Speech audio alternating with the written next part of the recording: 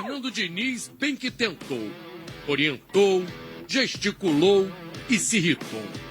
Esse chute do Felipe Coutinho foi praticamente o único bom momento do Vasco no jogo.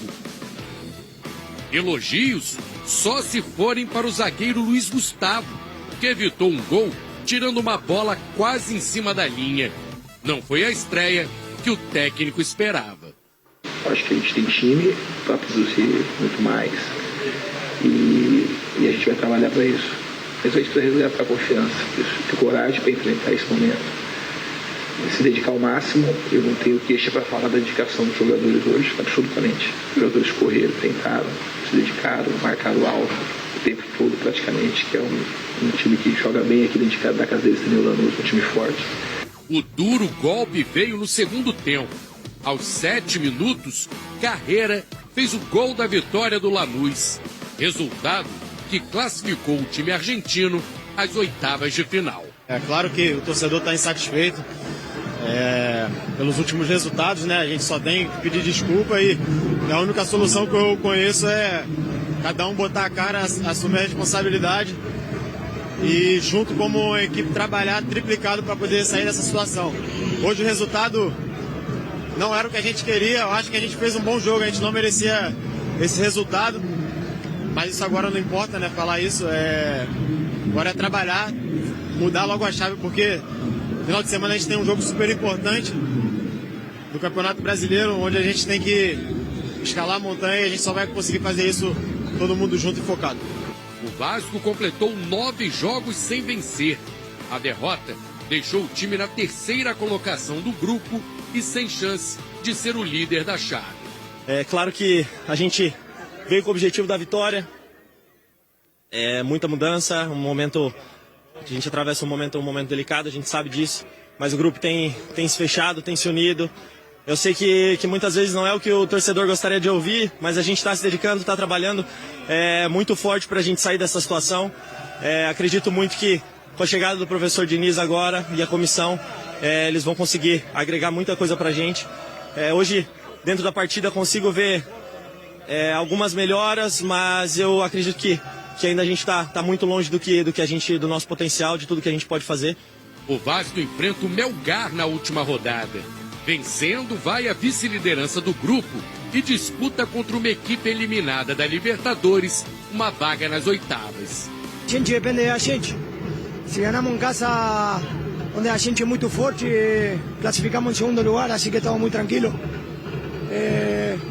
Começamos bem o jogo, depois a gente começou a divagar um pouco, mas tuvimos pouco tempo de trabalho, mas algumas coisas do novo treinador se viram. A gente está com uma expectativa muito alta, mas é um bom começo, tem que trabalhar muito. Estamos muito felizes com a chegada de Fernando e todo o corpo técnico. E confiamos muito na classificação, porque a gente em casa se sente muito forte. Comecei o primeiro tempo falando, cara, que máximo, né? Um treino apenas, a gente já viu muita diferença no Vasco. E aí, quando chegou o segundo tempo, parece que tudo ruiu. Eu não sei o que acontece com o Vasco, isso independentemente de treinador. Eu já falei isso nesse programa várias vezes. O Vasco tem uma dificuldade de manter um ritmo, um jogo constante durante 90 minutos. O que será que acontece, Venê? Fernandinha, vamos lá. No primeiro tempo, acho que o jogo aconteceu aquilo que a gente imaginava. O Fernando Diniz impondo a sua identidade no início da partida, e de fato isso aconteceu, embora os jogadores tenham encontrado dificuldade, o que é normal, é um choque de realidade. Isso aconteceu na seleção brasileira. Eu lembro muito bem os jogadores da seleção falando desse choque de realidade, e obviamente isso ia acontecer no Vasco da Gama. Então o Diniz ele já colocou em apenas um dia de atividade a sua identidade, ou pelo menos tentou. A gente pôde ver os jogadores mais próximos, a saída de bola à lá Fernando Diniz, a marcação alta, algo que não acontecia com o Vasco anteriormente, aconteceu já com o técnico Fernando Diniz. Só que, embora a gente tenha visto um pouquinho do estilo de Fernando Diniz, um pouquinho de evolução, aconteceu aquilo que vem acontecendo durante 2025 inteiro, a queda de produção no segundo tempo. E eu nem vou ficar aqui culpando preparação física, porque olhando o elenco do Vasco, não é um elenco com jogadores de potência. São vários jogadores que realmente cansam no segundo tempo. O Felipe Coutinho é um, e isso aí é desde a temporada passada. Outros jogadores também, o próprio Tietê passou por dificuldades porque teve uma lesão e depois ficou ausente dos treinamentos por conta de um problema pessoal. Então vários jogadores ainda precisam evoluir fisicamente. Então não é culpa do Fernando Diniz, é culpa do Vasco da Gama. Inclusive a derrota também não é culpa do Fernando Diniz. O Vasco vem sofrendo derrotas aí durante muito tempo. E tomar gol no segundo tempo também não é culpa do Fernando Diniz. Os últimos 10 gols que o Vasco levou, 9 foram no segundo tempo. Isso demonstra como o Vasco da Gama cai bastante no segundo tempo. Cai também por conta das opções no banco de reservas, porque o elenco do Vasco precisa ser reforçado. Isso aí sem sombra de dúvidas. Embora tenha um ou outro jogador ali que já tenha sido titular anteriormente, mas mesmo assim, quando o Fernando Diniz, ou o treinador do Vasco, que agora é o Diniz, começa a fazer as mudanças, a qualidade técnica cai um pouco no segundo tempo. Então a gente pôde ver sim uma evolução, mas o gol do Lanús, por exemplo, foi um erro de marcação do lado esquerdo. O Piton não fez a marcação correta, acabou levando a bola nas costas, o Luiz Gustavo tentou fazer ali a linha de impedimento, também não deu certo.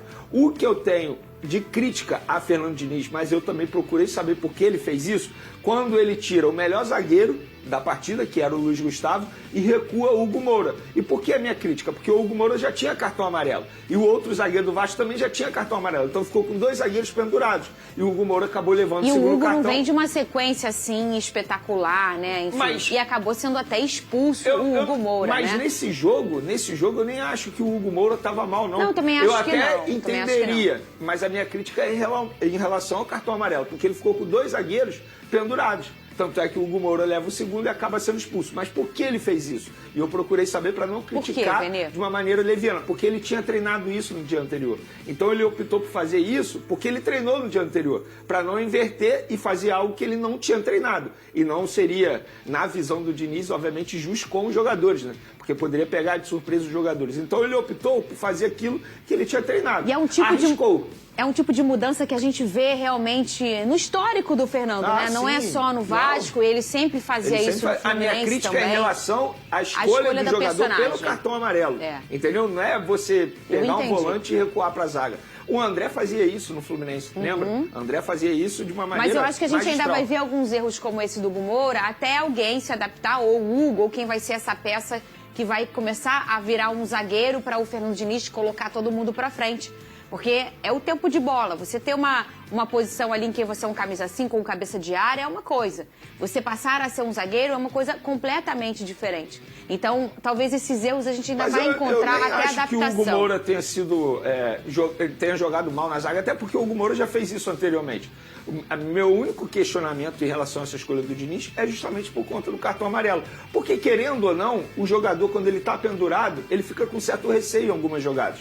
Embora ele não tenha ficado e acabou levando o segundo. E eu senti nessa jogada que realmente foi uma falta de tempo ali, de adaptação, porque são locais diferentes. E isso aí ele vai ajustar, ou vai ser o Hugo, ou qual personagem vai ser esse cara que sempre vai estar figurando essa posição versátil, em que, sem mexer nas peças, ele consegue mudar o plano, né? Tem uma característica de estilo de jogo que é muito Fernando Diniz. A proximidade dos jogadores em um lado de campo, eles tocam a bola e tentam inverter a jogada para pegar o time adversário de surpresa. Tanto é que na transmissão o Flavinho falou isso, que a todo momento o Diniz pedia para inverter. Por quê? É algo que ele quer, algo que ele deseja. Só que em um dia de treinamento é muito difícil os jogadores pegarem esse estilo de jogo. Venê, peraí. Meu telefone, gente, calma aí que eu... Só um minuto. Alô? Acharam. Venê, acharam. Ufa. Alex, acharam o Pedrosa. Cadê? Ele falou com a gente? Mandou um vídeo. Fala, Pedrosa. Fala, galera. Tô sabendo aí que vocês estão me zoando, né? E com razão, porque a estreia do Fernando Diniz, infelizmente, foi com derrota aqui na Argentina, o jogo lá no estádio do Lanús. Primeiro tempo em que o Vasco até conseguiu mostrar um pouquinho de evolução em relação aos 2 últimos jogos. Claro, vexames contra Porto Cabedelo e também o Vitória. Entendo que você conseguiu ver um pouco de cara, uma postura melhor com e sem a bola, uma equipe que conseguia avançar linhas também e trocar passes, coisa que esse time pouco conseguia fazer nas últimas partidas, mas só durou 45 minutos. Acredito que a etapa inicial tenha dado um pouquinho do gosto do Fernando Diniz, que com apenas um treinamento parece que tinha trocado o elenco inteiro, mas na verdade não. Ele apenas trouxe confiança, trouxe uma nova postura e uma nova identidade de jogo também para o Vasco nesse primeiro tempo. Só que durou pouco. Como eu costumo dizer, infelizmente, dentro desse grupo tem um fracasso impregnado. E para tirar esse fracasso que está impregnado, vai demorar um pouco, Fernanda, Venê, porque o Fernando Diniz vai ter muito trabalho. A boa notícia é que nos próximos 6 jogos, 5 serão no Rio de Janeiro, 4 em São Januário e 1 no Maracanã. Então, assim, é a expectativa que o torcedor vascaíno tem dele conseguir ver dentro do Rio de Janeiro a força da torcida, vitórias novamente.